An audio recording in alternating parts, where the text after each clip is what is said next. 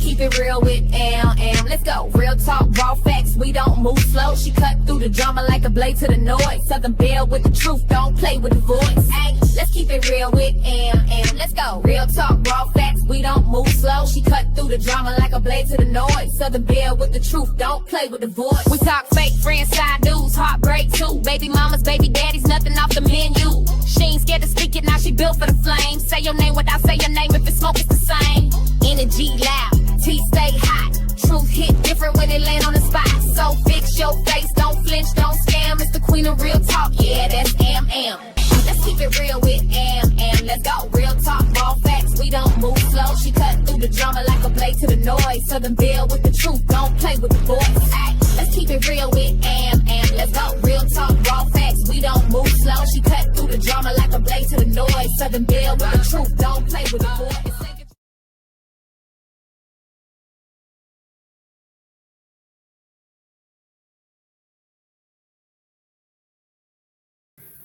Hey y'all, let me go ahead and read my disclaimer. Copyright disclaimer under the Section 107 of the Copyright Act of 1976. Allowance is made for fair use for purposes such as criticism, comment, news reporting, teaching, scholarship, and education and research. Fair use is a use permitted by copyright statute that might otherwise be infringing. Let me go ahead and get it out the way. How's everybody doing today? I hope you're doing good. Don't forget to like, subscribe, and share this video out for me, please. So I'm going to talk about a young lady who says she do a story time on TikTok where she tell about her having her dad's child. And we're going to just go ahead and get into it. So hold on one second. Let me get this up. So let me take you back. This started around 7th grade. And around this time, me and my family became homeless because the apartments we were living in no longer accepted Section 8. So from this point on, we go to a shelter and we're there for months. When I tell you months and months on end. And we finally find a duplex up north in Colorado. So that meant I had to start a new school. And in this area, it was predominantly white. So I stuck out in the wrong way, it felt like for me. And it would be around this time that things at home got even worse.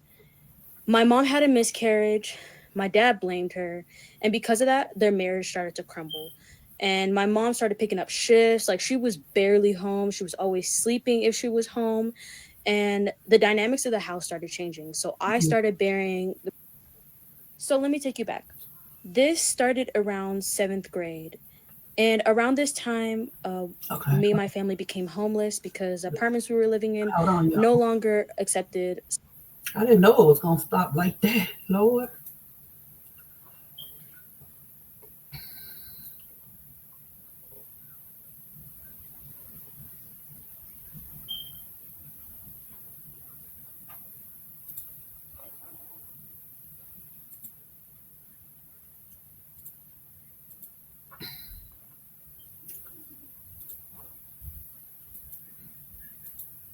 As I assumed more responsibilities in the household, I ended up having to do a lot more things at home because my mom just wasn't really physically present. She was always asleep when she was in the house, which was cool at the time. You know, I didn't mind taking care of my siblings, but I just didn't have a social life, if that makes sense. So that's when things with my dad escalated. At first, he would ask me for massages at night, and this slowly started to turn into like a nightly thing. Wow. And this would happen when my mom was asleep, my siblings were asleep, and it was really late in the night where it was like nobody really was going to wake up. And then it started with his back, and then it slowly went towards his legs, and then closer and closer to parts that I just didn't want to touch. Then one night he called me into the kitchen while everybody was asleep, and he made sure everybody. As I assumed more responsibilities in the household, I ended up having to do a lot more things. Oh, these videos, she making these small. She making them. Were on And when I walk into the kitchen, I see a tub of Vaseline. And he Did she say she was in seventh grade? I think she did. This is getting so sickening already listening. was in his boxers. So I didn't really know what was going on until he picked me up and put me on the counter. Mm. And that's when we had Oh my God, this is a trigger warning. This is so sick. Oh my God. Picking your daughter up. Oh my God. Y'all, this is so sick. it was definitely premeditated. Like he purposely planned this. And it was something that, looking back, I see there was like so many red flags that were happening that the people around me just weren't aware of. And it was because he put it on a good front. Everybody knew him as a friendly person. So it wasn't something that I really knew that was wrong at the time. Lights weren't on. And for context, guys, before I start this, so I'm at the house. Wait a minute now. I thought, okay.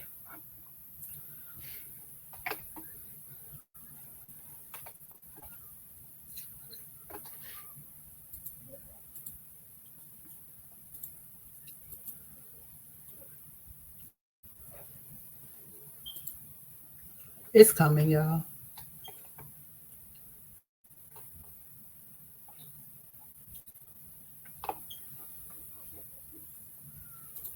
At least I think. For context, guys, I'm first generation African here. My parents are all directly from Africa. I Mm. didn't realize how evil my parents were until this situation progressed. So we're going to go back to the kitchen, you guys. So after he's done penetrating me, I noticed that he waits for me to go back into my room. And I'm walking down the hallway, trying not to wake up my siblings. I might as well just have to go along with it because I didn't think that I had a voice. Nobody was going to listen to me. So we're going to go towards one of the week. He calls me into his room and I close the door behind me. It's dark. I don't really see his face. He asked me to come right next to him. This is And so sick. me being hesitant because the last time he penetrated me. So I'm thinking this is going to be the same situation. So I proceed to slide in the bed. I'm right next to him and I notice he's completely naked. And he has his phone out, and on his phone he has porn, and he's basically telling me to look at the porn and see what they're doing, and he's telling me what he likes and what he wants me to do. And me being 13 around this time, I never really experienced watching porn. It was at this point that my mom walks into the room. Mind you, she was cooking in the kitchen, and so she entered the room, and the words that came out of her mouth was that I'm going to find out what y'all are doing. And instead of her, turning on the lights, trying to see what's going on, she exited the room. Like, Wow. she has to know. She has to know. For example, I would be taking a shower before school, and he would interrupt my shower and hop in the shower with me and begin to violate me again. Oh my God. Are you serious? This. And this would happen every time that I would hop in the shower. There wasn't a shower that I really had that he wasn't involved in. And then wanting to send nudes. And this would happen quite frequently, sometimes before school, sometimes in the evening. This sick bitch. Your dad is supposed to protect you and love you, spoil you, not sit here making you his sex slave.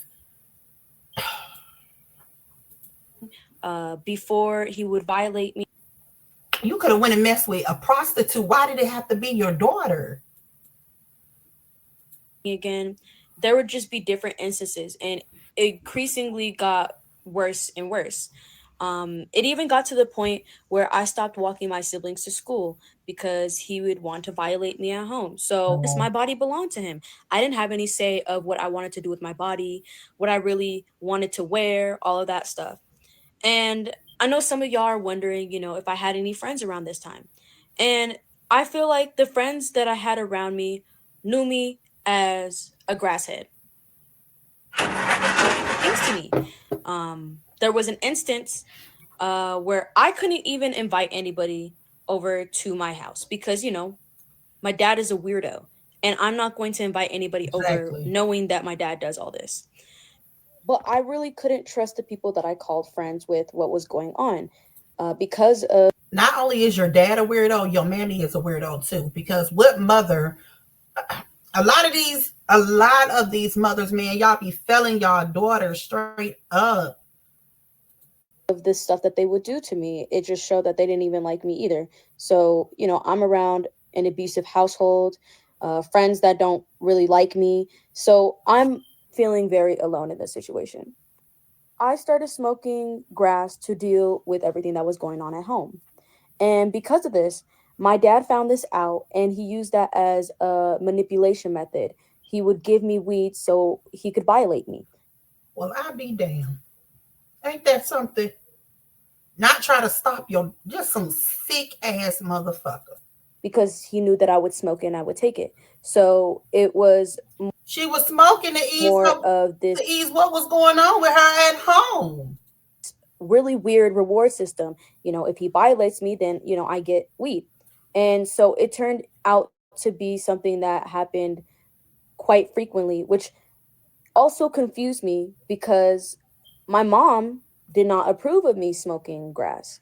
And so I would get in trouble for smoking grass. And it was weird seeing him switch up. It was like, how are you going to give me grass? And then also in the same breath, be on the same side with my mom to, ground me and make sure that I don't leave the house and just little stuff like that. It was during these years that my dad isolated me. So I wasn't allowed to go out. I wasn't allowed to have any like social contact with anybody. Because of what he was doing, I decided to start ditching class. I just didn't want to go to school anymore. I didn't have the motivation. I didn't care enough. And so eventually, the school calls my parents and tells them that I've missed a lot of school, that I'm going to be in ISS. And, I'm sitting in the office waiting for my parents to come because it's just procedure. My mom comes in crying, bawling, saying that I'm a terrible daughter, that all I Wow. care about is smoking weed and this and that. And it was just basically making it seem like I was a badass child, which I wasn't. I was My being bad. manipulated. My father was raping me a lot. And to the point where he would start handing me pregnancy tests. And this happened early as I can remember from 14, I believe. And it was because there was no protection that was being used. But I do remember him handing me the pregnancy test and telling me to pee on the stick. Because of my dad raping me, I became very hypersexual and There you go. Usually when you being molested, a lot of women become hypersexual. That is true. I didn't know anything about consent at this time. So I ended up getting essayed at the library by guys who were just taking advantage of me. And I didn't know anything was wrong because this is already normalized at home. So I Oh, wow. never said anything about it until it was something that really bothered me. I couldn't sleep. I was having really bad complex PTSD. In an attempt to deflect everything that was going on at home, when I did finally come out and say that something did happen at the library, I was blamed for it by my mom. She said that I was wearing the wrong Seems like mom may be in competition with daughter. She see her daughter as competition. clothes, that I was, doing all the things that you would just not say to a child that just got essayed. Around this time, my mom starts becoming more mean to me. And I mean, walking into the bathroom and calling me ugly while I was getting ready for school, Wow. just trying to make my life a little bit more difficult, telling me to do chores at weird times, um, saying that I was too close to my dad, to the point where they would get into arguments because my mom would argue that I was too close to him and that he allowed me to do more things. And it was just coming from a place of jealousy now looking back, because it was like, why do you feel these ways? Like, it was around this time that I was finally allowed to start going to the library. And I would be there from the moment I got out from school to when the library would close, because I was not trying to be home. I didn't Wow. want to be there. So I ended up experiencing with substances with people who were around me, because I was trying to numb the pain of what was going on at home. Absolutely. I wanted to find a solution that would help me get through it. Because how my mom already felt about me smoking weed, she decides to drug test me. And of course, it came positive that I was smoking weed. Duh. I wasn't going to stop. And so they both decided that I needed to stay home and to make sure that at least one parent was home, and usually ended up being my dad.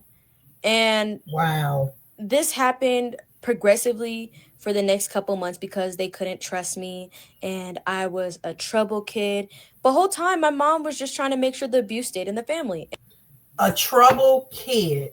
That's she's a trouble. But why is she a trouble kid? Like this, parents should be locked up. Mother should be locked up. Although she didn't do anything, she should be locked up because she failed her daughter. She was not there for her daughter. This is why kids do not come out and tell what is happening to them because of simply how people act. Her mother is a prime example of why. And it was really evident because why aren't you letting me leave the house, but you're letting my siblings leave the house? And my siblings are younger than me. So it just didn't make sense with the actions that she was taking against me. For context, guys, I'm first generation African here. My parents are all. Before I start this story time, I want to thank everybody for sending me kind messages and those who share those experiences in the comments. Like, y'all are very sweet. I definitely feel like this story is going to help a lot of people out there. So I'm going to get to it. So we're going to start in 2020. That's where I met my first boyfriend. We're going to call him Larry. Larry and I spent a lot of time together. I would be constantly sneaking out to go see him. And around this time, I had a job. So it made it very easy for me to, quote unquote, go into work. And I was really just going to see Larry. I didn't really care about that job, to be honest with you. And it was around this time that I wanted to experience my own body autonomy. I didn't really know what that meant for me at the time. So the best thing that I could do was get piercings. And I got a lot of piercings back then. And they both knew what was going on. But the fact that I got piercings, like, it made them even more strict with me. But I just didn't care at this point. Like, I didn't care if they grounded me. Like, I would still sneak out. Like, their rules meant nothing to me. So this is the year of when COVID and everything happened. And around, I believe it was March 2020, is when we switched to virtual schooling. Around this time, the abuse got worse. And to the point where I didn't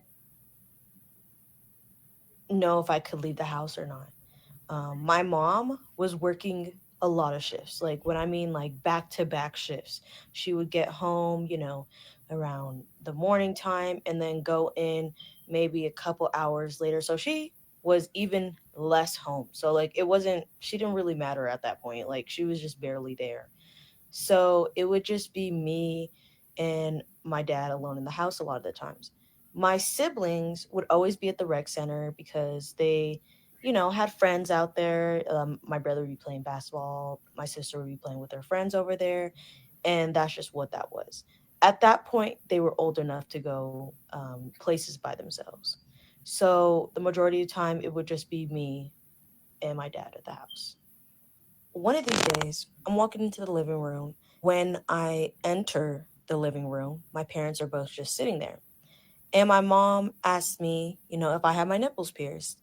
And of course, me denying it because I didn't wear any really revealing shirts at the time. So there was no way you could really see that I had my nipples pierced unless you see me naked. Like, let's be real.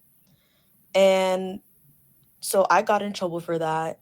They were like, you have to take it out. Like, it's against, purity standards, this, that, and the third. And I did not do that. I just did not care, guys. So the abuse ensued. And I'm pretty sure it was because of how my mom was being towards my dad, I guess. Because from what it seemed like for me, like she wanted him to force me to take them out. And this is something that escalated the abuse even more because my mom would be just angry at him. Mama.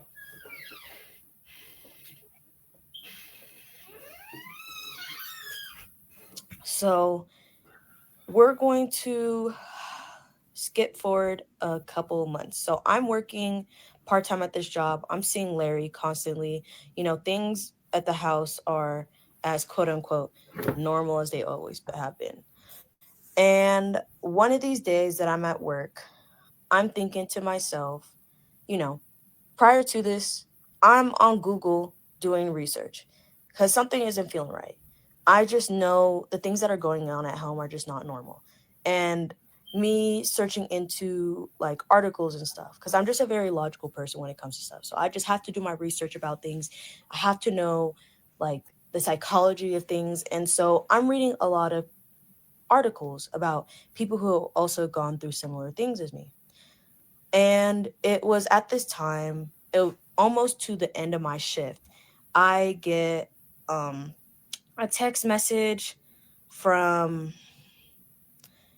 we're going to call him Luke. Luke was a friend that I had at a time. We'd always go to kickbacks, we would drink. Luke was cool. And around this time, um, me and Larry didn't really talk as much. I just had a lot of stuff going on, and I just really emotionally and physically couldn't really be there. So me and Larry just really just talked time to time, and I think we really just remained friends at this point. This was the moment that I wanted to run away. I don't know what was the starting point of it, but I really thought about it, and I was like, I just don't have to do this anymore. Like, this just doesn't have to be my reality anymore. So I end up going to this kickback with Luke. We have a grand old time. We end up staying in these motels for about a week or two. Wow. And he ends up paying for them, thankfully. And at the end of all this, because motels are expensive and we were both just kids at the time, so it was like we were using the money that we had from our jobs and stuff. So I really did appreciate him for helping me out. I truly did. So I believe it was at the end of the one of the weeks, none of us had money, and so he suggested us to go back to his brother was living with his wife, and they had a bunch of kids and whatnot. So we end up going to his house. And while we're there, I'm just telling them what's happening. I'm not feeling safe at home. I need somewhere to stay for a little bit. So they end up opening up their home to me. I end up staying there for maybe 2, 3 weeks.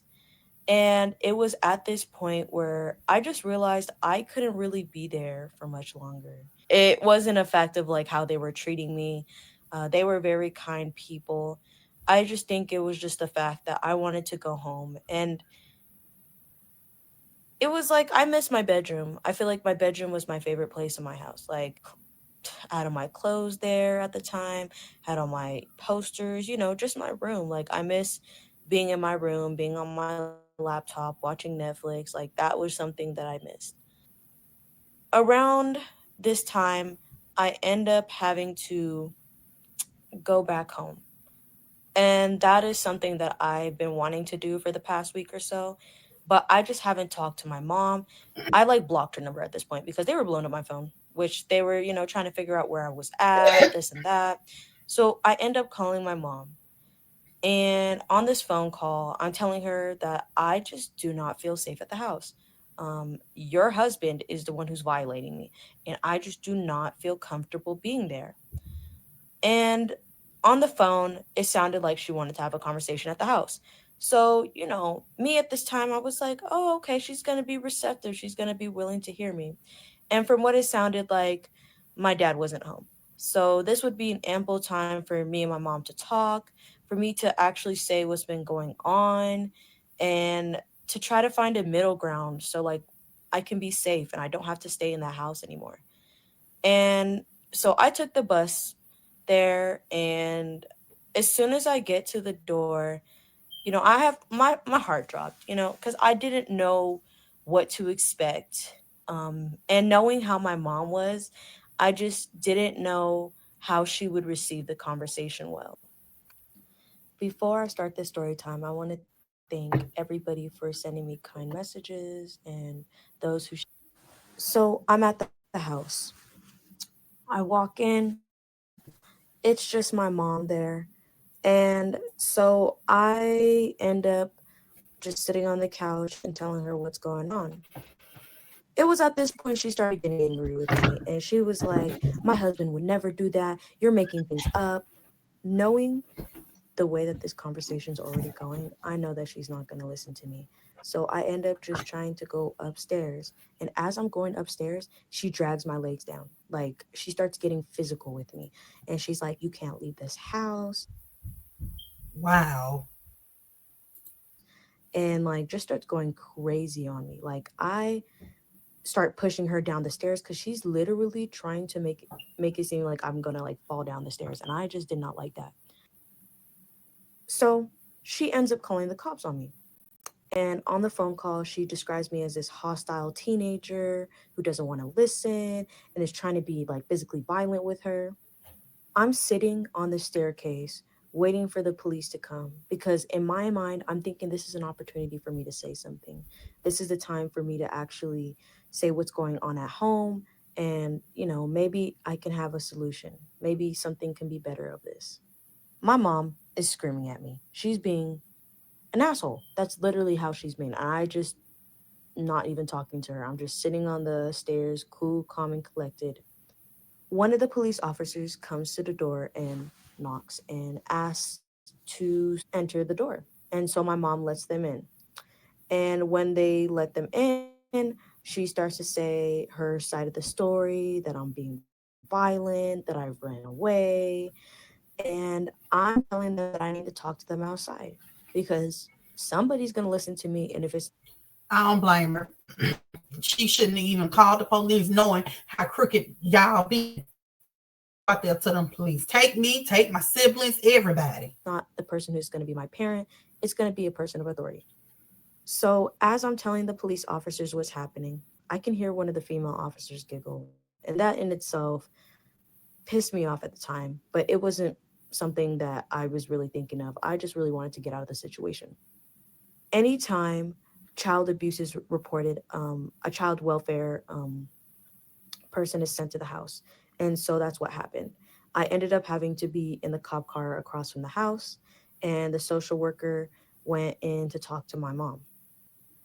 My siblings just got home from the rec center at this point, so I can only imagine what was happening. And shortly after the caseworkers in the house, I see my dad's car pull in front of the house. And I duck in the back of the police car. I do not want him to see me. I can see my dad trying to enter the front door, and then my social worker is there. And I didn't know what conversation that they were having until afterwards. And so I just see him leave the house. The social worker tells me that it's okay to come out. And so I end up going back to the house. And my mom has to sign some agreements and things for my safety for me to stay there.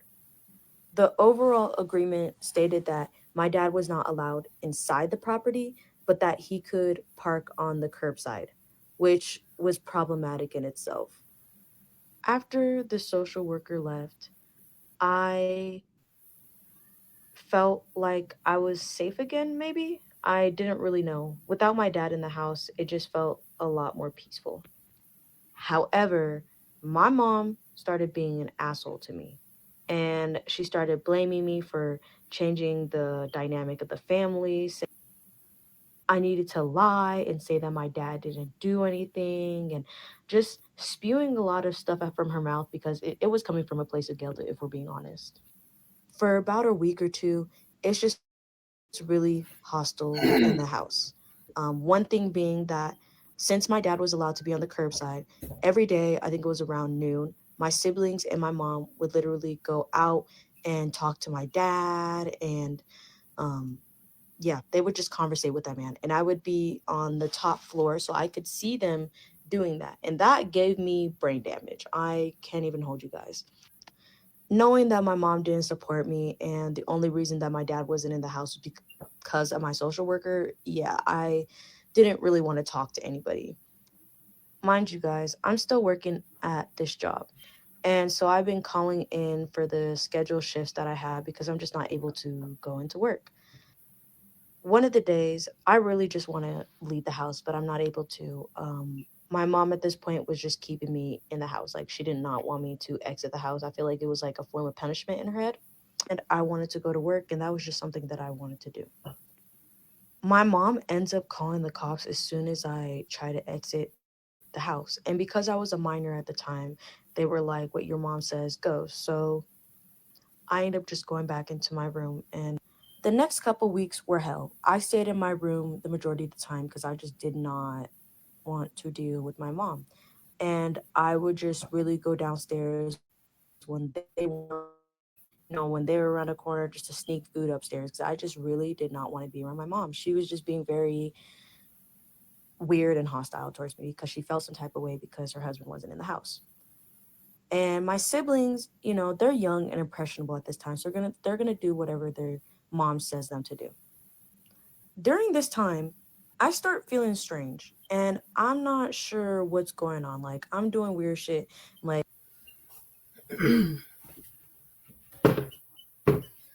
Uh-oh. Hold on, y'all.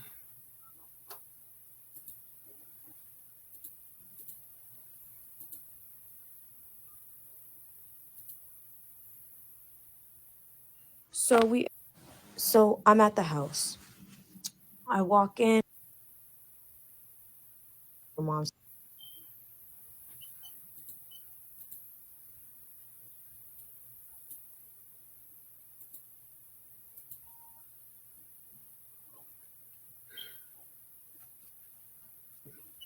Lord. Oh, God. This already been a long story. Like, sneak food upstairs because I just really did not want to be around my mom. She was just being very weird and hostile towards me because she felt some type of way because her husband wasn't in the house. And my siblings, they're young and impressionable at this time, so they're gonna do whatever their mom says them to do. During this time, I start feeling strange, and I'm not sure what's going on. Like, I'm doing weird shit. Like, I was drinking a lot of Sprite back then, and I didn't really like Sprite back then. I was eating a lot of weird foods. I just didn't understand. Like, my body felt completely different, and there was just no way of me expressing what was going on in my body. And I feel like during that time, I'm things are just happening in my body. I just don't know what's going on. My mom becomes even more mean. I don't know what's happening with this lady. Um yeah, she starts saying that, like, she's going to do all these things to me, like unenroll me from school, make sure that I'm working full time, and she's just talking out of her ass. Like, let's be real. She wasn't going to really do anything to me. Um, I know that she was just saying that out of anger, but still, one of these nights, she ends up doing something very lucrative. I think I was in my room and I was packing up my bags because I've had it at this point. My mom has just made it very inconvenient for me to be alive in her house. And I contacted the aunt of Luke that I was staying with previously and telling her what happened because she said if I needed anything, she would pull up and she would be there. So I texted her to come to the house because, like, my mom was being fucking insane. As I'm packing my bags up in the room, my mom tells my siblings to stack up suitcases against the door so I can't leave. wow. And mind you, these are full suitcases. They all have clothes in them and whatnot. But that wasn't going to stop me. So I knocked those suitcases out the way, and the aunt texted me that she was downstairs. My mom is over here trying to make a scene, saying that she's going to call the cops on her and this and that. Y'all, this lady gave no F's. She was like, call the cops. Go ahead.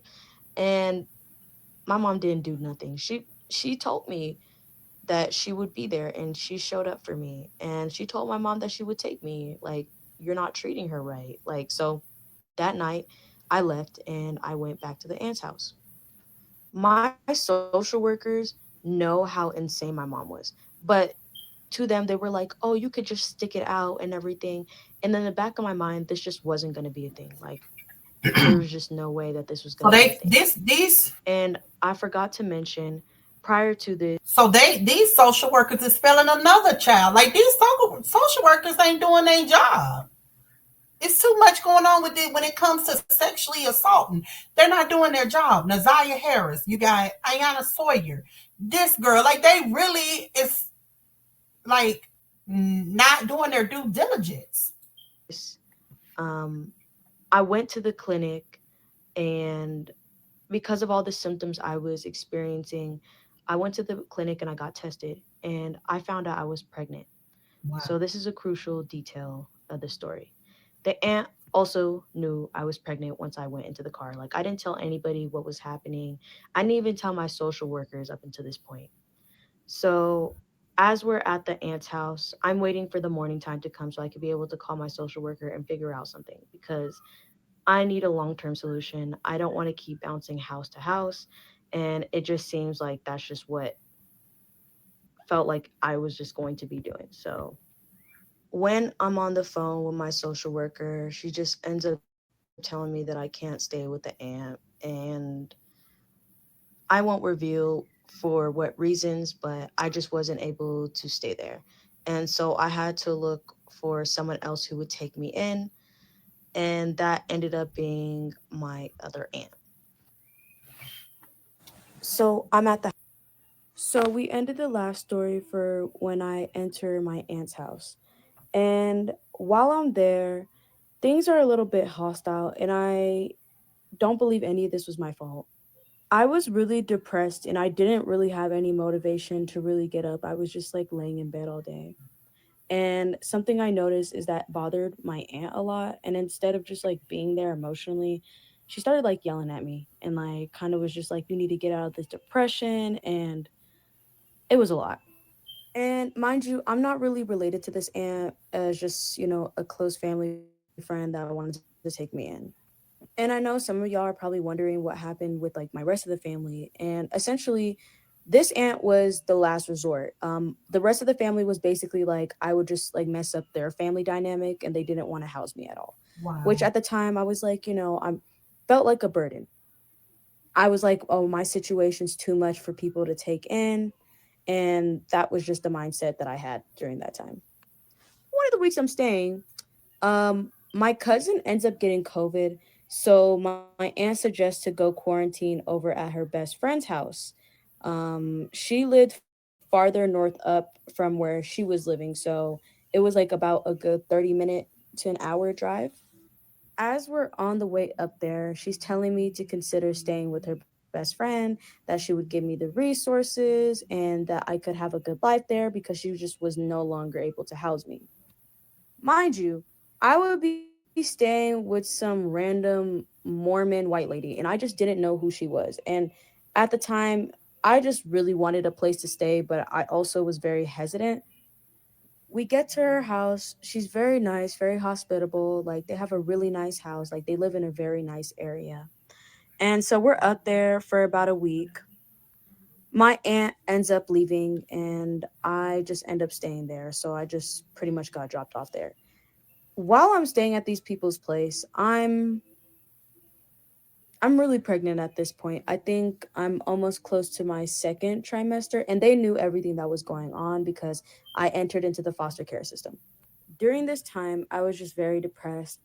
I spent all my time in the basement just binge watching my comfort shows, and they were huge nerds, so that helped. Like, they introduced me to Nintendo 64 and like a whole bunch of vintage stuff that like helped influence my personality today. During this time while I'm in foster care, my dad goes to jail and he gets charged with, incest.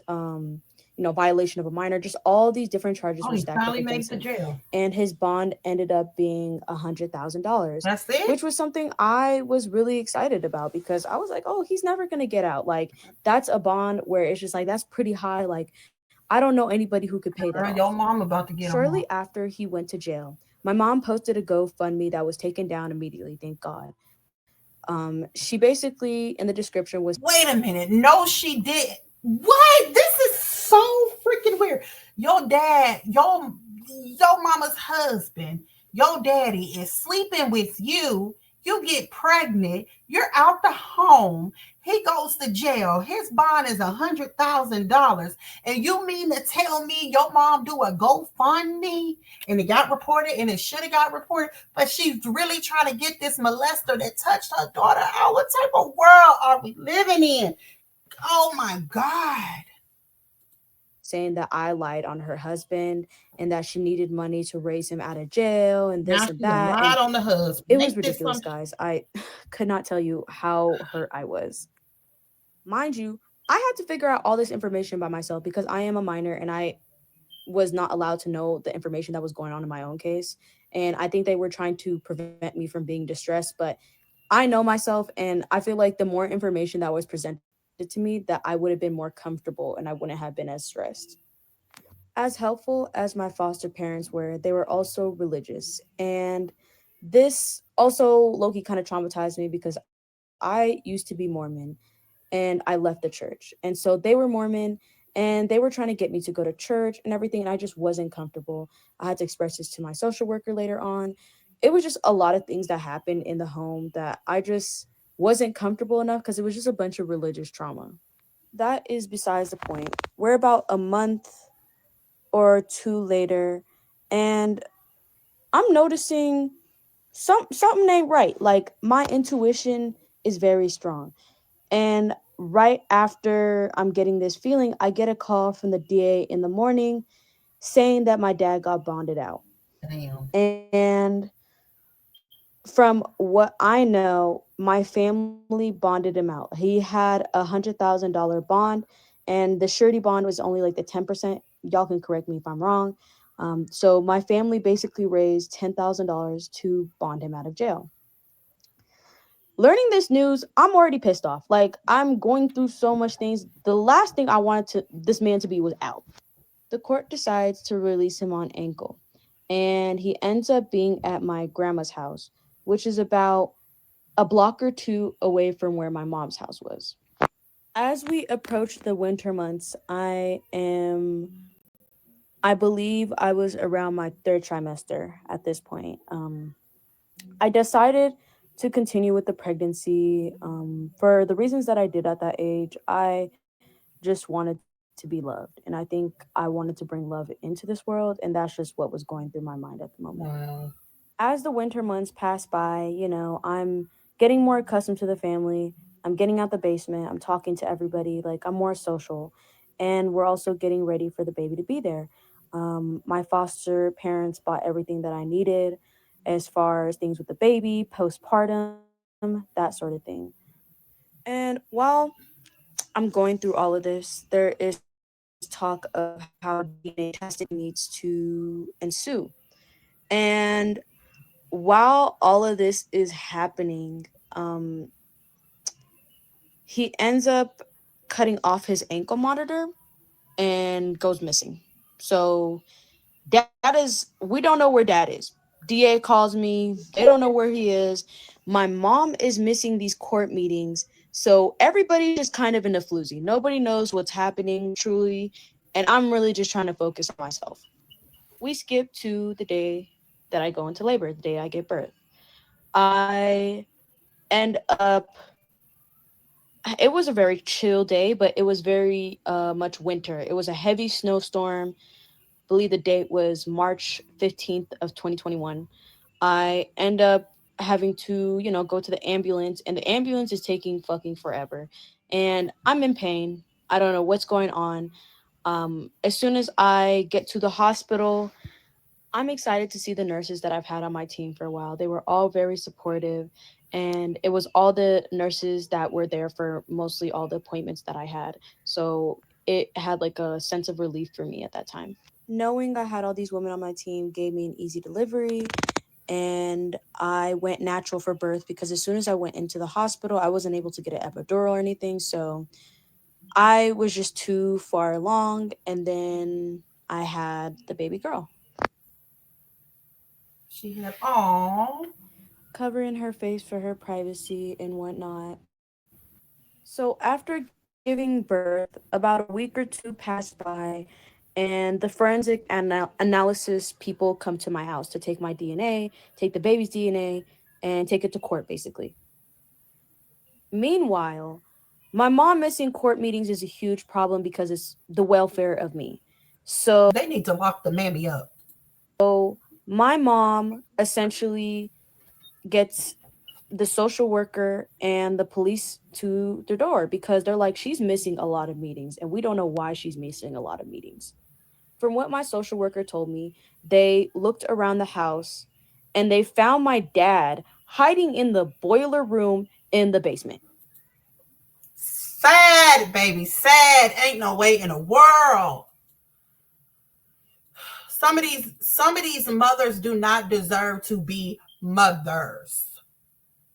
Fathers either. I don't even But have if our fathers ain't protecting us, who do we expect for to protect us then? Our mothers. words to say, guys. It's just that in itself was like, why the fuck? So they end up arresting him again. And so he's in jail. During this time, they're able to obtain a DNA sample from him as well.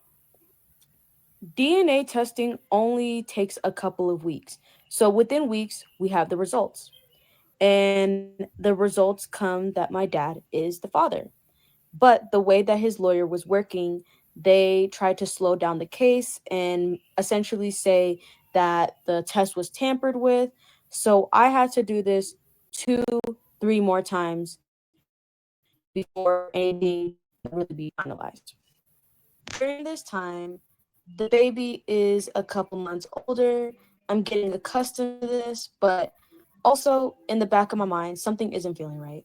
I just don't know if I could do this any longer, if I could be this baby's mother anymore. I end up sharing my concerns with the social worker and my foster parents, and I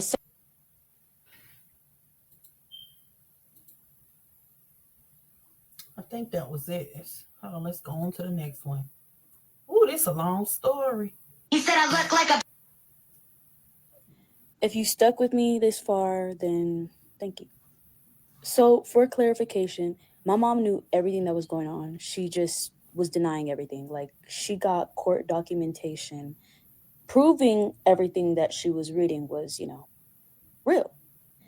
Nonetheless, let's get back to the story. So, I believe I left off of the adoption. So, it's adoption day.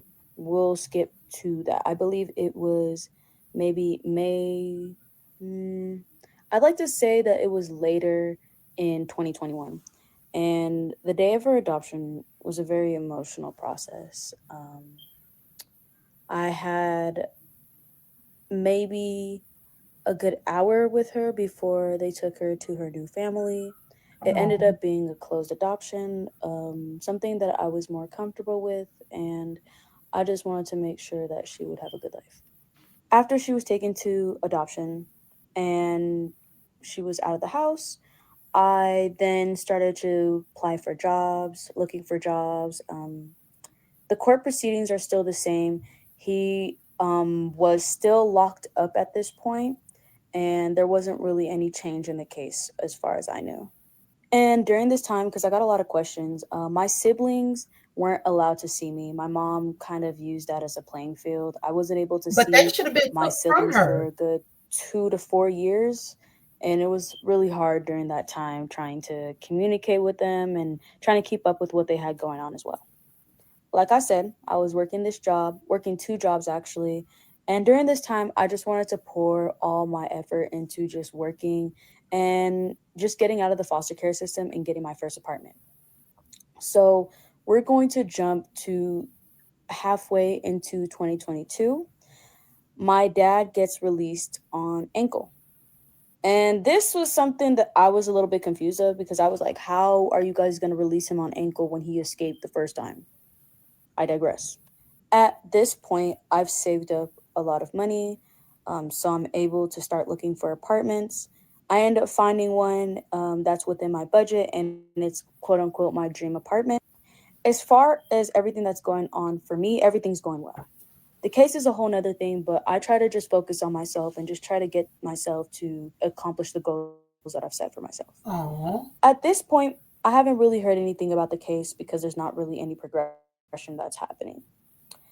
But I am told, I believe, a day or two before I moved in that they were going to sentence my dad 40 to life, I believe is what the DA told me. oh, Life is looking up. I'm like, my dad is going to be prosecuted. I can start my own life. So things are going well, or so I thought. The day I move, I get a call from the DA, and the DA tells me verbatim, your dad's escaped and we can't find him. what? What was meant to be a happy day turned into a sob fest because I was just more confused. I was excited. Finally moved into my first apartment, not really thinking too I much want to see a about my picture of dad, it. my family, and all that situation. The DA essentially told me to just start living my life and to just kind of forget about the case, was how it felt and how I perceived the message that they were saying to me. I should add that they never did find him at all. About a couple months go in, and there's just no word. Like, the case really just has ended. Like, they don't know where he's at. They've looked through my mom's place. Like, they don't know where this man is. I'm talking to my siblings, and I'm finding out that my mom still has contact with my dad. And me being nosy, I'm asking, do you know where he's at? Like, where is he? From what my siblings said, he escaped to Africa. And that's where he's been for the past 4 or 5 years. I didn't get the justice I deserved. He ended up escaping, and that was just pretty much the end of that. To answer the questions that people might have, Wait, he ended. since I went through a closed adoption, I still do get pictures and updates from. So she still get. I don't know. This thing is acting up, but she still get updates and pictures the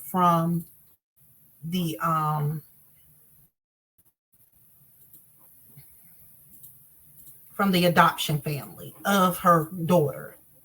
Let me see if I can click on the. No, hold on, y'all. It's coming.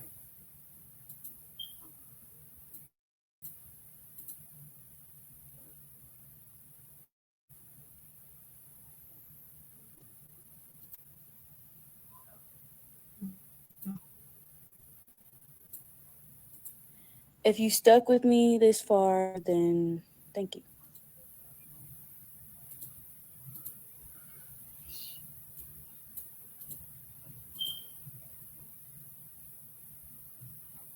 I don't know. It just stopped. But basically, she was saying that. Let me see this.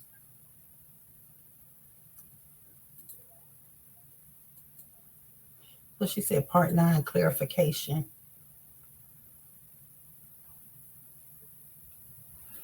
Well, I don't know. It's acting up. But anyway, it's on TikTok. Y'all see it. But anyway, I'm very much upset with this because we all watched the parts of it, and no one listened or cared enough to listen to what she was trying to say. That's what I don't like about it.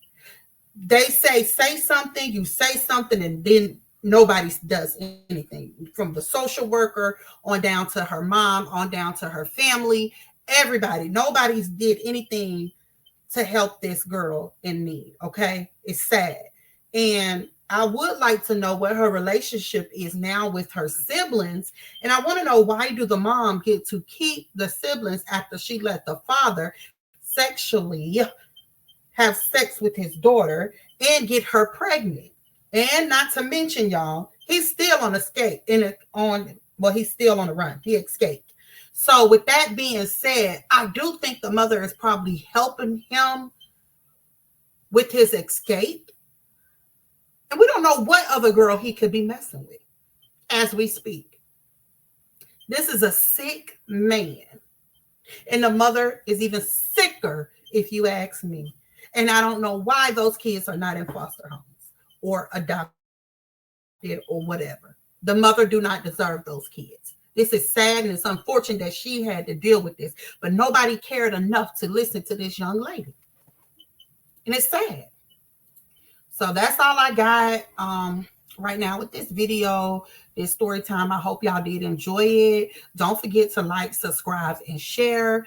Don't forget to turn on your notification bell so that you will be notified each and every time I go live. And that's all I have right now. I'll be back tomorrow with more. Thank you. Bye.